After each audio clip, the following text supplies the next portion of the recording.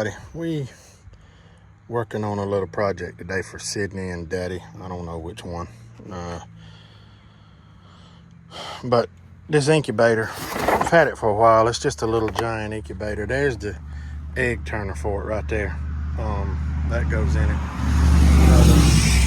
It's just a regular old cheap Tractor Supply incubator. These are thermometers with the humidity on them.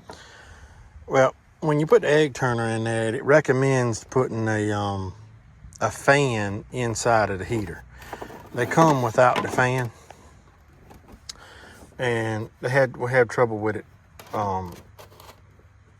with the hatch rate on it without the fan. So I ordered a fan the other day. Well, actually, I've had the thing for over a year. I've had the fan, I just hadn't put it on. I took it apart yesterday afternoon with Daddy in about 10 minutes and put the fan in it, but I got to wire it up. Well, the old controller, this is the factory controller, it's got the port for the fan to plug into it, but it wasn't acting right. So there's an upgraded controller that you can put on them. There's videos on them. Well, that's the bottom, you can't see it there, but right there. It's a Keto Tech controller that we put in it, and it works a lot better. It controls the temperature a lot better. But with that egg turner, it doesn't keep the temperature level across the whole bottom end of the it doesn't keep a constant temperature across it.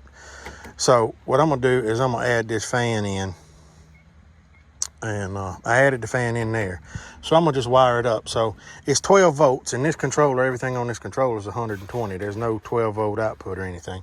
So I just bought a cheap 12 volt power supply, AC 120 to 12 volt adapter. I cut the end off of it. I got a toggle switch that I'm actually gonna push in and put it on the top. Actually, I'll probably put it right in here where there's these holes right here. I can adjust it, clean that hole out a little bit, and have it fit right in one of those old holes. And that way you can turn the fan on and off without having to unplug it. And same thing with all of it. So see if I can get a little video, so y'all stay tuned. All right, everybody, we got the toggle switch wired up here. Got the fan, got it plugged in, and toggle switch has actually got a little green light on it, so you can see the fan's not moving. Hit the toggle switch, fan kicks on, moves the air around. You can feel it moving. And toggle switch is wired up. And put a little tape on the bottom of it to hold it. Light works. Fan kicks off. So, all right, we're gonna get it all buttoned up, put together, and we'll show you what it looks like when we get back. All right, everybody. So we got it, the switch put in the hole. Got it all tied up. This is the thermometer, or the temperature thermostat sensor right there.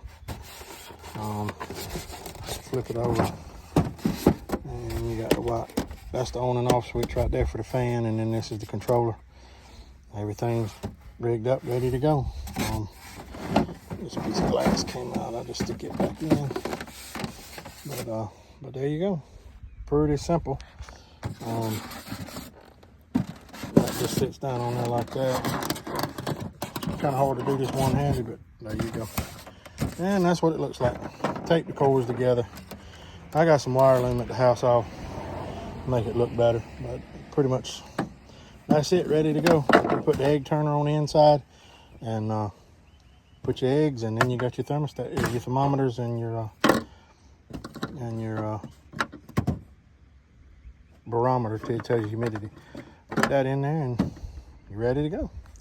So just a quick little video this evening. Just putting it together. I'm over here at my sister's house this evening, and a friend of mine's corn is across the road over there. I'll walk over there in a minute and we'll show you that corn. That's irrigated corn. And we'll bring you back over there in a few minutes. All right, everybody. You see this dirt?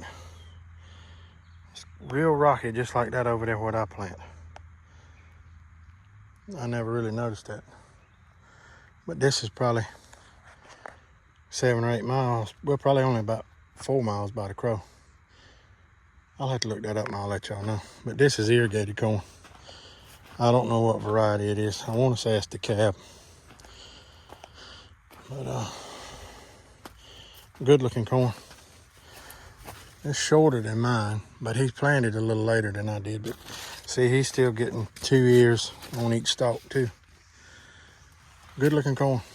So, but difference between irrigated and non-irrigated. He's got a lot more even stand than I got. So, pretty cool. This is interesting right here. The tassel actually is trying to make an ear. So, and that ear down there. So, pretty. See, both of them on this plant. See, it's got suckers that came off. And the main stalk's got 2 cobs on it. And then both of these tassels are trying to make ears. So that's interesting. So there's another one doing the same thing.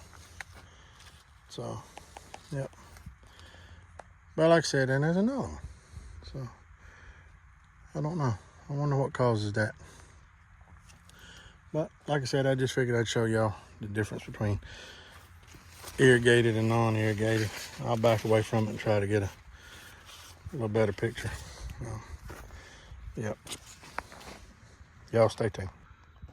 See, his field makes mine look like nothing. But you can see where it's tasseling out up there. That corner didn't have any. It's not, the pivot doesn't get to that corner. And you see how it's not tasseling out, but you can see everything else that the pivot got to is tasseling out and earing out already. Yep. Good looking cornfield. So, all right. Thank y'all for watching. We'll catch y'all on the next one.